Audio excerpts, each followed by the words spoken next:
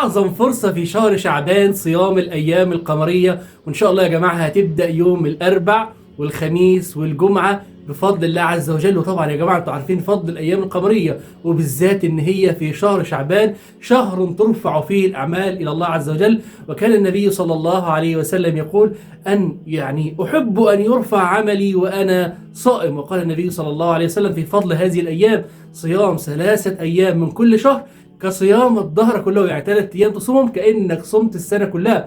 والنبي صلى الله عليه وسلم قال: أوصاني خليلي ب3 عن أبي هريرة، ومنهم 3 أيام من كل شهر، أي صيام 3 أيام من كل شهر. والنبي صلى الله عليه وسلم يقول: إن في أيام دهركم لنفحات ألا فتعرضوا لها، فلعل أحدكم تصيبه نفحة فلا يشقى بعدها أبدا. وبفضل الله يا جماعة إن شاء الله بإذن الله بكرة يوم الاثنين كمان صيام سنة عن النبي صلى الله عليه وسلم، يبقى حاول كده تاخدهم، خد الاثنين والثلاث والاربع والخميس والجمعة. والنبي صلى الله عليه وسلم كان أصلا يكثر الصيام في شهر شعبان، لعل الله عز وجل في يوم من اللي انت بتصومهم دولت يكون هيترفع فيه الأعمال إلى الله عز وجل، ويترفع عملك إلى الله عز وجل وانت صايم. ويا جماعة ليلة النصف من شعبان صيامها بدعة.